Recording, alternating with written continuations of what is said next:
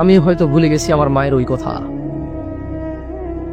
যখন আমি পেশাবে শুয়েছিলাম তিনি পরিষ্কার না করলে আমার উপায় ছিল না সেখান থেকে সব। হয়তো আমিও ভুলে গেছি, আমি পড়ে গেছি, তিনি আমাকে না তুললে আমার পুরো গায়ে কাদাযুক্ত থাকতো। আমি হয়তো ভুলে গেছি সিঁড়ির কাছে আমি এসেছি, তিনি সব কাজ ফেলে এসে আমাকে করে না নিলে আমি সিঁড়ি থেকে পড়ে মাথা ফেটে অথবা দাঁত ফেটে মারা যেতাম। হয়তো বক্তা হিসেবে আমিও ভুলে গেছি সেই কথা, যে আমার মা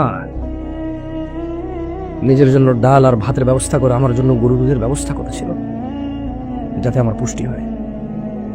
হয়তো আমি ভুলে গেছি আমার দাদির সাথে ঝগড়া করেছে আমার মা শুধু আমার খাবার নিয়ে। হয়তো আমি ভুলে গেছি আমার বাবা বেকার ছিল, আমার জ্যাঠা জেঠিরা কথা শোনাইতো, আমার মা চুপচাপ কাজ বেশি করে করতো যাতে একটু বাড়তি খেতে পারে, আমি বাড়তি দুধ পাই। হয়তো আমি ভুলে গেছি, আমি আপনাদের কথা বললাম না, হয়তো আমি ভুলে গেছি আমাকে ভালো মাদ্রাসা স্কুলে পড়ানোর উদ্দেশ্যে আমার মা মন মতো, ওনার যখন যুবতী ছিল কত কিছু খেতে ইচ্ছে করতো, ওভাবে খাইনি, কত সুন্দর করে চলতে ইচ্ছে করতো, ওভাবে চলেনি। 5 ভাই ছিলাম আমরা, হয়তো কারো 7 ভাই, কারো 8 ভাই, কারো 4 ভাই। ভুলে গেছি সেদিনের কথা, যেদিন পেশাব করতে গেলে ভয় লাগতো মা ছাড়া। ঘর থেকে বেরোলে জিনে ধরবে, ভূতে ধরবে, কুকুর কামড় দেবে, মানা হলে হবে না।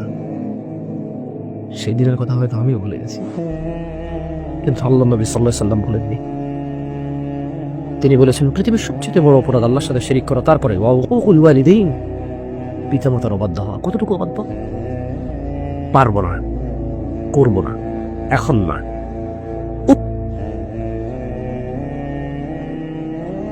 এইটা পর্যন্ত অবাধ্যতা। কত বৃদ্ধা এখনো ঘরে শুয়ে আছে, ছেলে ঘরে ঢুকে ঠিক তার বাচ্চার মুখে চুমু খায়, তার মাকে দেখতে যায় না, পাশের রুমেই না।